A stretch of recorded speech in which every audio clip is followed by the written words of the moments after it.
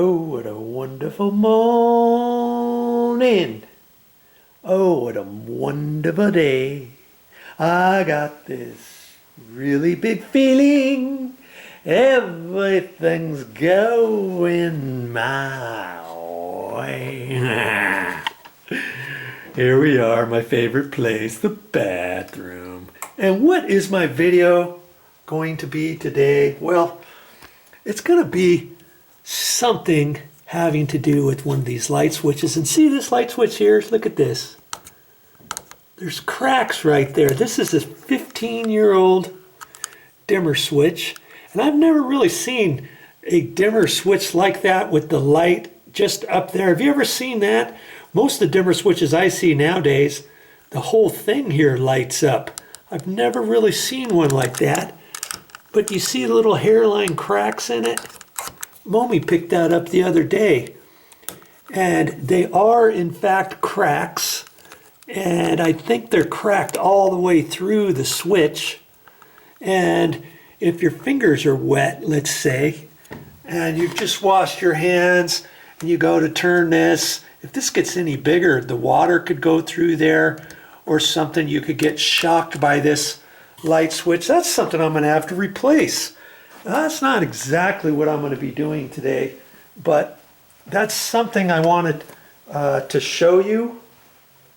And here, see this? Here, see this dimmer? It's got a little round thing up there too, but look at the dimmers that, well, this is not a dimmer.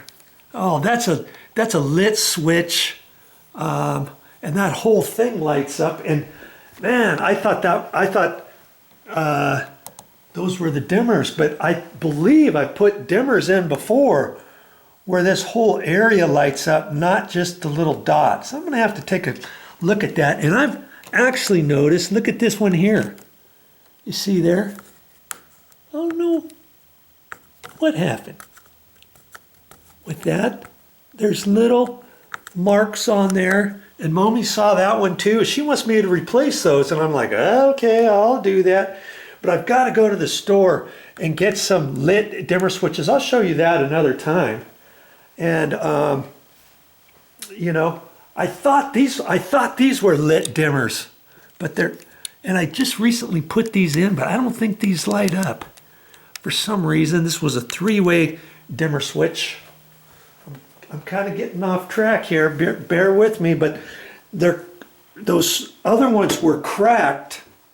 And you see this one here, look at that, and it's not too bad there. But you see this other light switch here? Do you see what I'm seeing here? There's a, let's see if I can't get you in there at a different angle. See that right in there? There's a scratch all the way through it. It's not cracked necessarily, but I don't like that. And I'm going to go ahead and replace that and that. See, that's for my fan. And you see, that's something else I'm going to have to do one of these days. Hear how loud it is?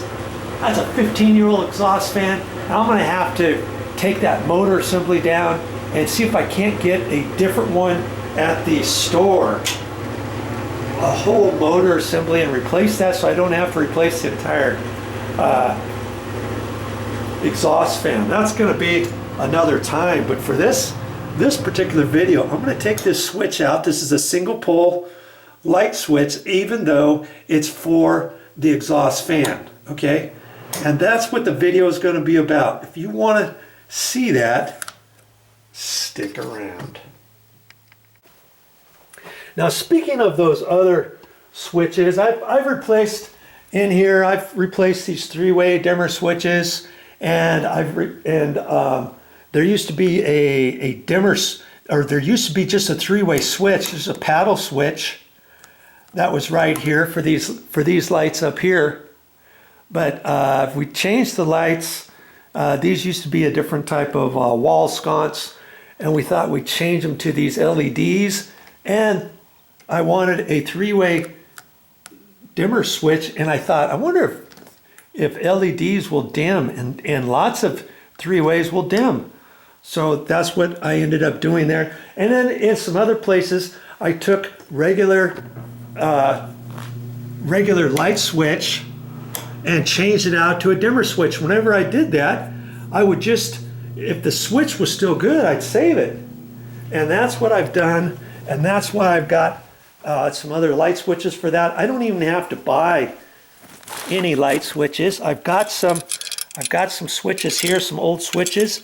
This happens to be a single pole light switch, and it still works fine, and that's why I saved it. This is a white one, and you see I've got another one. Here's another one here. That's a regular, and I thought I had, oh, I've got an actual, see, this one here is an old one. Oh, that's a regular one too. I thought I had a three-way light switch, and it's really easy to tell the difference, and I was going to show you that, but I'm not sure if I got one. Oh, here it is. Let's just see what a three-way, see, a three-way dimmer switch. See, it's got two screws over here and it's got another one there, and usually one of those screws is a dark screw. See, I know that's a three-way switch, even though it probably doesn't say on there anywhere.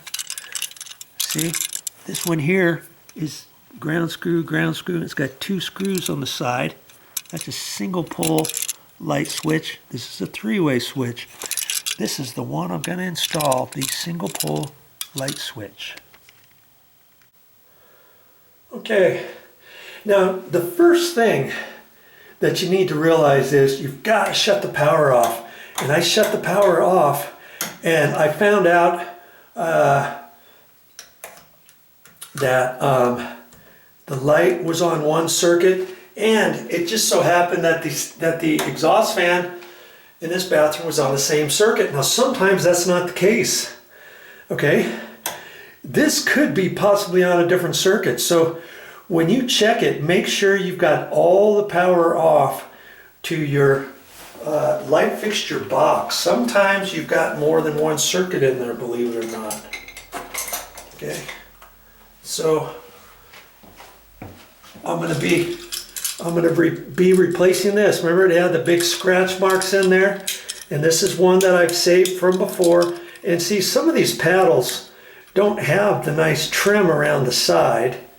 This one does, some don't.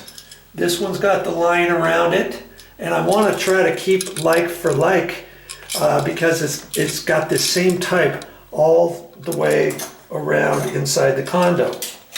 Okay, and you know, I saved this because it's still good. I didn't need to throw it away or anything, and I'm going to save myself a few dollars. I mean, this paddle switch, if you were to go to the store and get one, it could be, $3 or so. This is a single pole light switch. And what does single pole mean? It means that this switch is dedicated only up for one thing. And this is a single pole too, because this was only for one thing. That was for the light above the bathroom sink. But if you have a switch that you can turn on and off a light at this place and somewhere else around the corner somewhere, and you have two light switches to control one light fixture, then it would be called a three-pole light switch. Okay, but we're just doing the single pole, and I'm kind of at an awkward position here. I'm trying to reach over the counter so I don't get in your way. I don't have any light in here. I've got my trouble light in here. And so that's why you're probably going to see maybe some shadows, but I'm trying to do the best I can. Hey, I'm just an average Joe, remember? But you know what? Average Joe does good. If I can do it, you can do it. That's what most of my videos on my channel are about. How to fix things yourself and save some money around the house. And if I can do it, certainly you can do it. Okay? Now, this one switch looks crooked, but I don't think it is. And that's up and down. Now see, when I take this switch out, when I put this back on, I want them to line up. Now, what I could do is I can take my felt tip pin, I could put a mark straight above that. Now I can't do it there because the sheetrock was cut too low, but that's okay. I can line it up, and if I have to, once I get it in, then I can check this out, and if I have to move something, I'll move this over and line it all up and all that kind of stuff. Okay, so once I got it to there, I'm going to undo the mounting screws down here. Boy, that one wasn't going in very far, was it? That's because the box is pushed back inside the wall a little bit, and I'll just have to see if I can reuse the same screws, because see this top screw, look at that. That top screw is not a standard mounting screw. See that? They use something different with coarse threads. And look at their mounting screw on the bottom.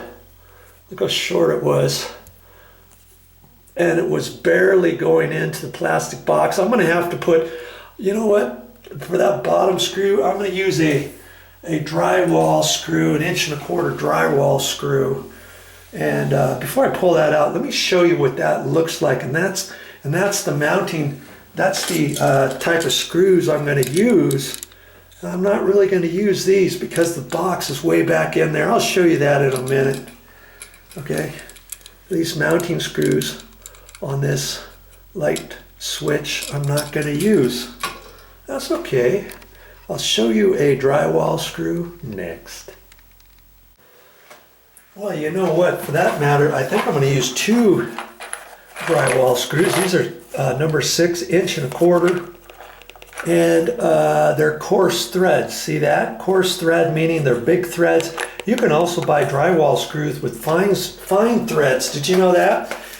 And it's important that when you go to the hardware store, you look for the ones that you want. Fine threads are for metal, like for sheet metal studs or screws of that sort. Now see, here's my one mounting screw. I'm not going to use that, I don't think.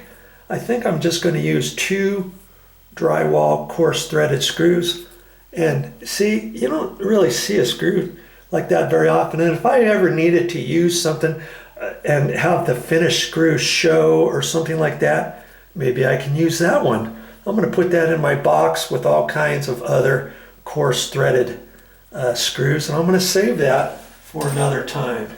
Okay, so these are going to be my 2 mounting screws for the new light switch. Okay, enough of that. Let's get on with the project, Joe. Okay, let's pull this out of the wall here, and we'll take a quick look at this before I start undoing everything. You see that it's got 2 side screws on there just like these, and then it's got a ground screw on the other side, and see, there's the ground screw right there. I think you can see that. And yeah, you can twist things whichever way you want. And see, I got plenty of room. I don't have to pull that out of the wall or anything. I don't have to worry about this because that one's staying there. I've got plenty of room there, and that's all there is to it. Now you'll see that the existing wires are screwed onto the side here, and that's probably how I'm going to do this next one. But you also see on the back side, see that? There's 2 holes there. I could push them straight in. If they were straight in from before, I could push them in, or if I want to take that off, I could. And you see on there, there's a little square notch right there. If you had wires in there to pull them out, you would just push on that with a little screwdriver, push in there on a spring-loaded goodie, and pull these wires straight out. Kaboom. But they decided not to do that, didn't they? They just used the screws on the side of the box, okay? Or the side of that. And I'm gonna do those last. I'm right-handed, so I always like to hang on things with my left hand. And so what do you suppose I'm gonna do first? I'm gonna do the ground, and see, I can just twist it out here like that. And I'm gonna loosen that screw up. And usually you can unscrew that almost all the way, and then you'll feel it kind of back off, kind of tight. And see, it stopped. Now see, I can just pull that off. And on this one here, I can attach it to this screw. And when I flip it up, it's gonna be straight up. And you might be wondering, yeah, Joe, but you know, on a standard paddle switch like this, how do you know if that's the top or the bottom? Which way would you install that?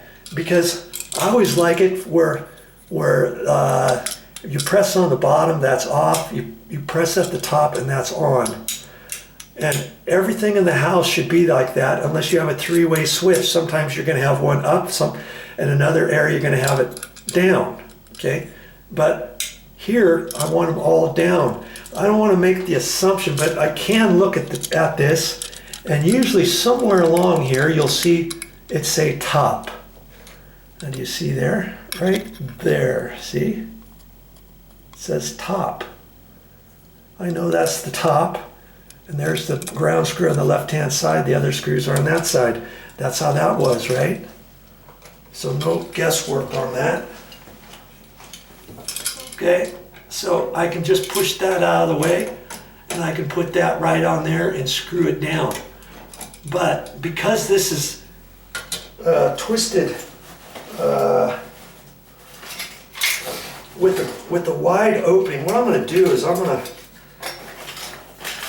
to kind of pinch it together once I have this on. Now I'm going to look at that, make sure I've got that facing top, which I do.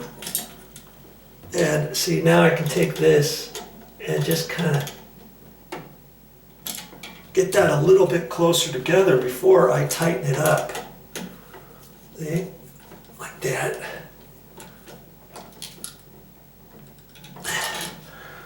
And I got that nice and tight. Sometimes when you flip these around, you could get it loose as you're doing it. I've had it happen to me before, once upon a time. Okay, so now I'm just going to twist that up like that. Okay, that's all you've got so far, right? You think you could do this? I think you could. You don't have to be an electrician to do this. You can save yourself some money by doing it yourself. Now here's what I don't want you to miss. This light switch is still working. It's got that long scratch in there. I'm just trying to get that off of there to make it look better, because every time I come in here I know there's a scratch there, and I'm like, hey, I've got another light switch. Why not just go ahead and replace it? It's not going to take me very long to do that. But if your paddle switch is not working, or it barely clicks, and you think something's off, or you kind of turn it, you can hear it go zzz, zzz, and it still works, you might want to go ahead and replace it, okay? Let's get on to the next step. What is the next step? Well, we're going to undo those two screws on that side, okay? Okay, so now I'm just going to push that out of the way. See, now I can take this and I can twist it in my hand sideways, kind of like that. Now, do I know which wire goes up to the ceiling fan, the exhaust fan, or not? No, I don't know which one does. Does it really matter? I don't think it does on a single pole switch. But for the sake of argument, I am just going to make it so that the top is going to go to the top, the bottom's to the bottom. It's all set up that way anyways. It's all nicely done. And you'll notice when I take these off that the loop on the wire always goes around the same way that you're tightening up the screw. Okay. And I'm hoping on this one not to have to take these screws out, but if I do, I could undo these 2 screws all the way and then hold it up there and screw them back in. Okay, if you want. And look at that, these screws are coming out nice and easy. And I think I'm gonna just pull them out. Okay, see there? Now sometimes the screws don't come out that easy. And for the sake of argument, I'm going to save this light switch. So I'll put those screws in later. And then I'll put the mounting screws on this one. I'm going to put on this one just so I have it for later as an emergency switch somewhere. Or if it's going to be put in a storage room or somewhere underneath a stairwell, something like that. If I don't care where this switch goes, because it had that nice little gouge on there, I can use that somewhere else, can't I? Okay. Now, my top is going to go for the top screw, and the bottom is going to go for the bottom. And I'm just going to undo this a little bit. And see, on new ones, it feels like it's really hard to unscrew, and it is. But if I wanted to just really crank down on those screws, I could get them out. Okay, but I'm not gonna do that. If you notice, that bottom loop is bigger round than the top loop. I don't know if you can see that. See there, that one a little bit bigger than that one. See how that one's kind of crimped down, which tells me it's going to be kind of hard to get it over that screw unless I take this with my little hole here and hold that out there. I don't know why I still kind of work with these gingerly, thinking maybe there's power to them, but I checked it and there's no power to it. So I don't know why I'm always kind of working with them kind of easy.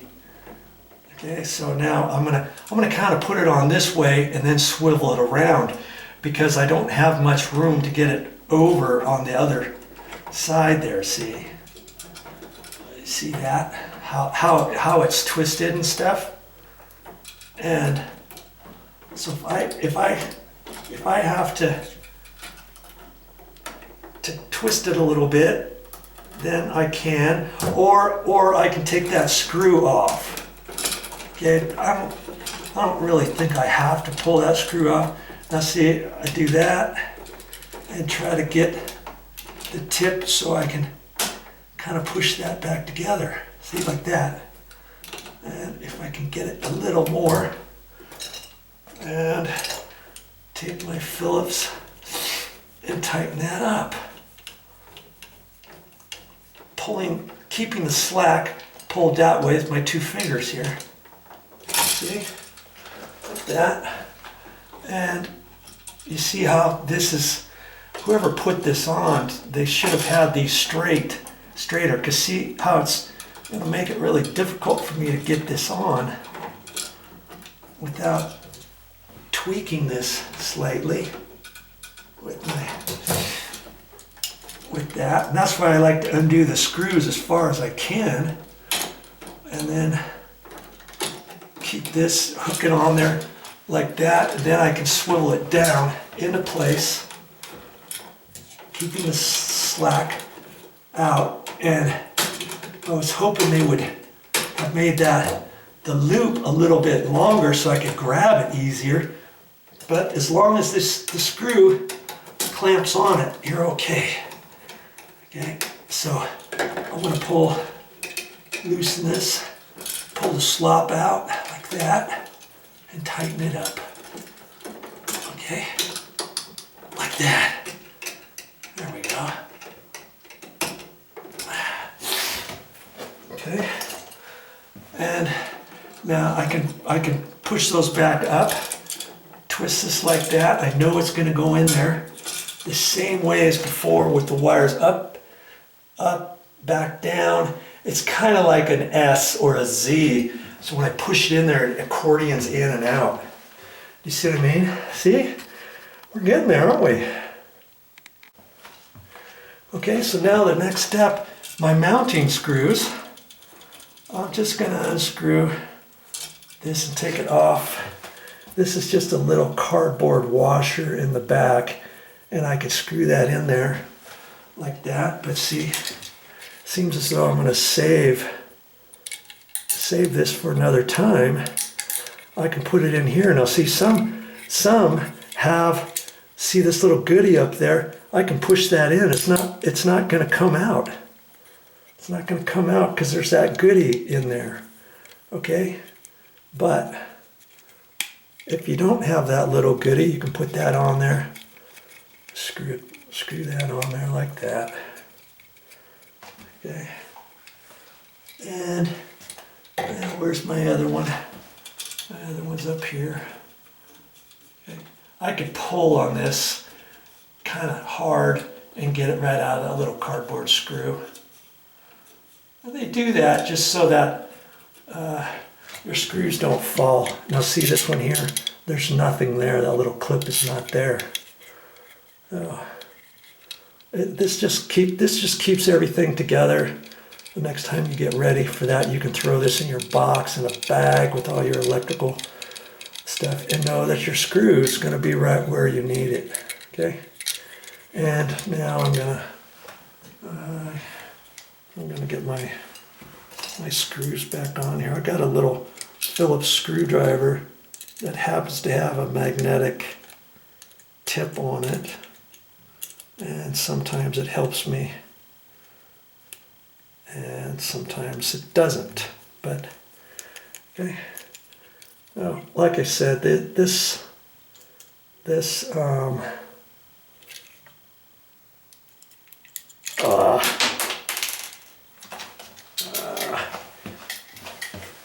sometimes it helps, sometimes it doesn't, like I said. But see, I picked up that screw.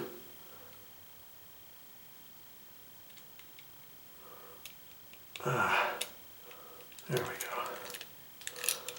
See, that has a little, that's got a little deal right there that's flopping back and forth. You could put the wire in to the side there and then screw it down straight without putting the curly Q in it. See, this side's got it too. So you can put it on the side or you can put it in the hole. If you wanted to strip your the end of your wire and just poke it in the back or slide it down through there. See, they give it, you can put it right there or right there. Run it straight and then clamp it down as long as you've got that little flap down. You see? Okay, enough of that. Let's get on with the next step. Now you might have been wondering, hey, how come these mounting screws, how come you did that, Joe? Why didn't you just use those same ones? Well, sometimes when they install boxes in the wall, they're pushed back, or maybe they don't cut the sheetrock out enough, and this plastic box is attached to a stud, and they push the sheetrock in there, and if it's not cut exactly, the side of it could push into the wall, especially with a 2-gang box. This is called a 2-gang box. A single gang box would be for 1 light switch. 2-gang box would be for 2, 3-gang, 4-gang. I've seen them up to 6-gang, 6 switches all together on 1 box.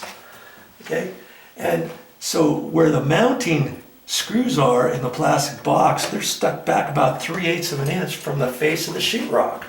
That's why I'm going to end up using these other screws. Okay, so now I'm just going to push this, hang on to it straight, push it back into the box. See, I'm trying to keep my knuckles or my fingertips from hitting the wall, and I'm pushing that in. I can see I'm up there nice, right there. Okay, now I can get my drywall screw in there, fish it in there, hold my mouth just right.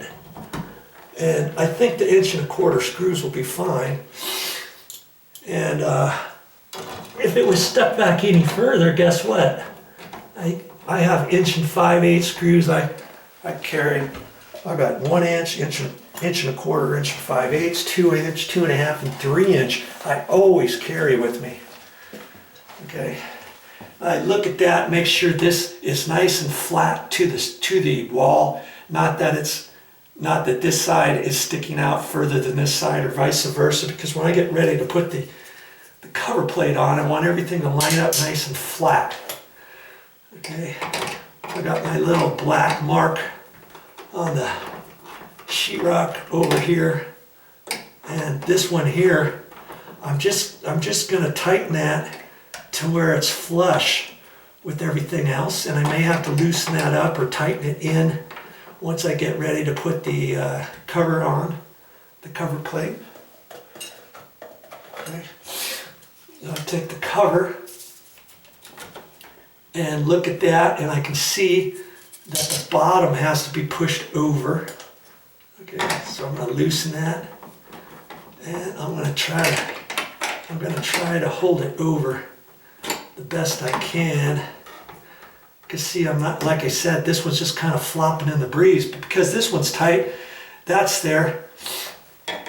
I want to be careful not to push that in too far, and then when I put my my mounting screws on the cover plate, that's going to keep this from going in or out. And see, I even put foam pieces of insulation inside my cover, and I did that throughout the condo to prevent air from inside the wall coming out. And you do that on exterior walls and even interior walls where maybe you have crawl space underneath your house. Maybe there's a hole drilled. Maybe the electrical goes underneath the house and goes somewhere else. Maybe somebody didn't caulk the hole. Maybe you've got air coming up from outside, air coming from the top down. And it didn't really cost me too much to get these on. And so I put those on everywhere throughout the condo. Okay, so I'm just going to push that over. I'm going to hold that up. This area is flush pretty much all the way, except at the bottom it looks like it's sticking out just a hair. Just a hair. So, you know, I could leave it, or I could take my time and do it right. And that means screwing this in just a hair. I like that. Okay. And now I can hold that in there. That looks a lot better. But because I am who I am, I'm going to put it in just a hair more. I'm kind of like a perfectionist. If I can, I always figure, hey, why not do it right? If you're going to do it, you might as well do it right. And, you know, is anybody ever going to see that? No. But I know that I've done the best I can. Okay. And now I take my little screws here and put those back in. And I know once I get that tight to there, that this cover's not going to go in, it's not going to go out any, even though that tab was not screwed down onto the drywall, because there was no drywall there, right? I just make these snug. I don't worry if the lines to the screw are not exactly straight. Like, see, both of these are almost straight across. Could I make these straight across? Yeah, probably. But I just make them flush. This happens to be a vinyl type cover plate. Some cover plates are a hard plastic. This is vinyl, which means you can push down on it more, and it's designed not to crack. But if you do it too tight, you could actually dimple these. And if you have the other cover plate, that's a hard plastic one. If you try to line all these up, let's say, like my electrician, who used to work for me years ago, he liked to have all of his screws straight up and down. Well, if it's not straight up and down, you know you have to turn it another 3/4 of a turn or a half a turn, let's say, almost a half a turn, and you do it. You could, if this one's really super tight already, you could possibly crack your cover plate. I've seen it happen. Okay? So there you go. That's all there is to this project. Okay, now are we done with this project? Well, almost. The other thing I've got to do, obviously, is turn the breaker back on and come back here and make sure everything works. I also have to clean up, wipe down the counter, grab my screws. See, I've got one extra mounting screw. I can put that in with my box of all my machine threaded screws. I can put this in my wood threaded screw box. I've got 2 screws for there. And then I've got my light switch that has the scratch in it, still works. Worst case scenario, I keep this for an emergency light switch, or if I reinstall a light switch somewhere where it doesn't really matter where it's at, if it's way off in the corner somewhere or something, maybe I'll decide to use that switch some other day, okay? All right, I'm gonna turn the breaker back on and we'll see what happens. Okay, I still have my trouble light on in the bathroom. I have not turned this light switch on yet. I turned the breaker on, and the important thing to realize is when you turn your breaker back on, hopefully it does not trip on you. If your electrical breaker inside your sub panel, wherever you have it in your house, outside your house, in your garage, outside your garage, in a storage room, wherever it is, you turn that breaker back on. If it trips, and then you try to reset it by turning the breaker off, then trying to turn it back on, and it still trips, that tells you that either one of your wires in here got loose, pulled off the back, or an existing wire inside your junction box got messed up, or you're jerking on your wires and you've got some wires in there that might be under a wire nut, and the wire nut got loose, and the wire is loose inside your wire nut, even though it looks like all your wires are underneath your wire nut. It's got to be something because it didn't trip before, okay? So then you'd have to pull this apart, figure out what it is, put it all back together, go back down, and to set a tripped breaker, here's something else to realize. I made a video on this one time, and if you don't know, listen up. If you have a tripped breaker, you go down to your electrical panel and you found out, hey, how come my lights in the bathroom aren't working? How come my electrical outlets in my bathroom's not working? How come the kitchen lights aren't working? Or the plug in the kitchen is not working? Well, you go into your sub panel and you find out that your breaker's tripped. You can't just turn your breaker on from a tripped location. It never works. You might think, oh brother, the breaker's broken. You first have to grab your breaker, turn it firmly to the off position and make sure it's clicked off, OFF. Then turn the breaker back on, okay? And hopefully it stays. If it trips, that tells you there's something going on inside your electrical system for wherever that breaker is, to where the wires go into your house, okay? A rat could have chewed your wires. It could have been a coincidence that something happened up there, or there's a wire nut that's loose in an electrical junction box up in your attic, inside your wall, by your light switch, by your plug. Maybe your plug is broken, maybe your light switch is broken. There's something that's causing that breaker to trip. Okay, so anyways, I turned it back on, nothing happened. I mean, nothing happened, meaning it didn't trip, it stayed on. So now let's try this. Okay, my light works. Now I've got, see, this light, this switch for the fan is down, so that's off. There goes my exhaust fan, my loud, noisy exhaust fan that I'm gonna have to replace one of these days. And when I do, of course I'll make a video just for you, okay? And I'll show you how to do that. You don't have to be an electrician. Lots of these things that I do, you do not have to be an electrician. If you needed to be a licensed electrician, if there was something that I was showing you that I didn't think you could do, guess what? Chances are I'm not going to make that video. Or if I do make a video, I might tell you, hey, this is for advanced people, or it's something that I don't even know how to do, and that's why you're watching somebody else do it for me, or something like that. Usually all the stuff that you see on my YouTube channel, if you see me doing it, you can about bet that if I can do it, an average Joe, you can do it too. Now see, how long did that take? If I didn't have to explain anything or show you anything, I could have done this probably in 5 minutes, 10 minutes. Okay? Doesn't take that long. No sense calling an electrician. If your switch is bad and it's not working, don't think, oh great, I got to call an electrician. And once that electrician steps in his foot in your house, guess what? It's going to cost you money. To replace something like that, it's probably going to cost you close to $100 or more, depending if he's got whatever he needs on his truck or whatever. Okay? So start thinking about saving some money and doing it yourself. That's all I have for this time.